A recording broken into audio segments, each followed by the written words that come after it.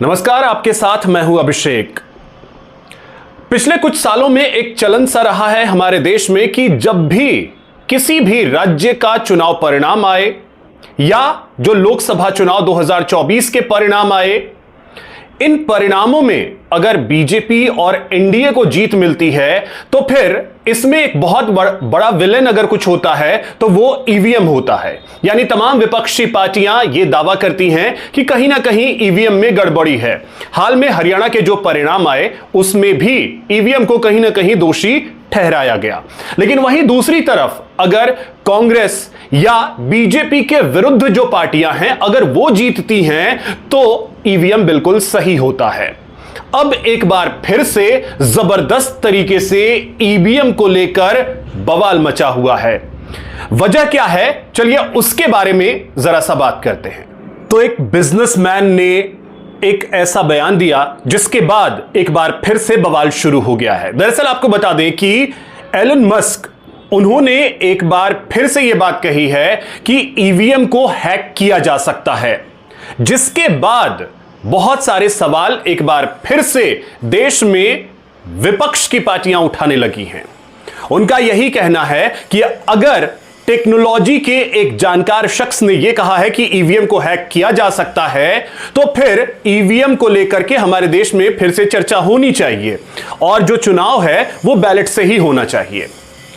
लेकिन हमारे देश के लोगों को शायद हमारे देश की सुप्रीम कोर्ट पे भरोसा नहीं है, क्योंकि इसी साल लोकसभा चुनाव से पहले सुप्रीम कोर्ट ने क्लीन चिट दिया था ईवीएम को और यह भी कहा था कि वीवीपैट की जो पर्चियां हैं उसका मिलान अगर आप चाहें तो करवा सकते हैं। 45 दिनों तक वीवीपैट की पर्चियों को रखना होगा। यानी सुप्रीम कोर्ट देश की अगर यह कहती है तो इसको हमारे देश के नेता नहीं मानते हैं, मानने की आवश्यकता नहीं समझते हैं। चलिए, यह तो बात हो गई कि ठीक है सुप्रीम कोर्ट ने यह कह दिया, उसे नहीं मान रहे हैं। अब थोड़ा सा और पीछे आपको लिए चलते हैं।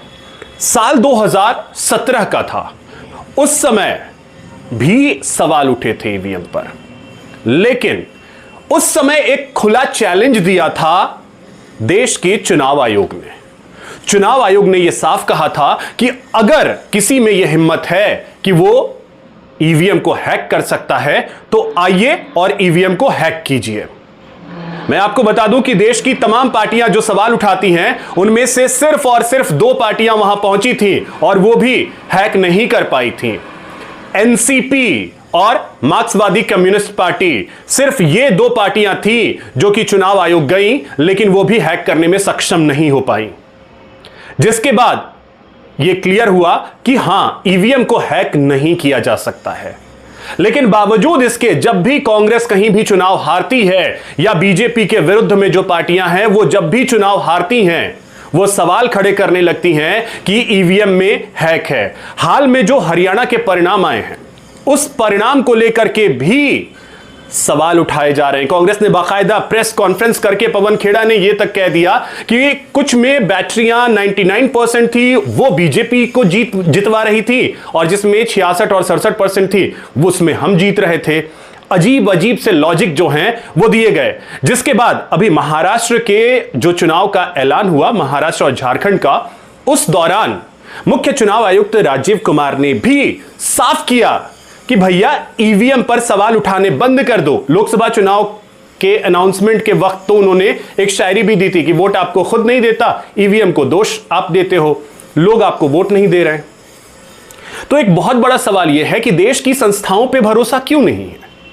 आप भरोसा उस शख्स पे कर रहे हैं जो कहीं विदेश में बैठ करके अपने पैसे की कमाई कर रहा है। उसके लिए सबसे अहम अगर कुछ है तो वो पैसा है। हमारे देश के लोकतंत्र से उसे कोई वास्ता नहीं है। यह हमारे देश की पार्टियों को समझने की जरूरत है। तो देखा आपने कि किस तरीके से हमारे देश के लोगों को हमारे ही सुप्रीम कोर्ट पर भरोसा नहीं है, हमारे ही चुनाव आयोग पे भरोसा नहीं है। आपको अपने सुप्रीम कोर्ट या चुनाव आयोग पे भरोसा है या नहीं, कमेंट के जरिए जरूर बताइएगा। मेरे चैनल को सब्सक्राइब कीजिए, वीडियो को अधिक से अधिक शेयर कीजिए, लाइक कीजिए। नमस्कार, जय हिंद।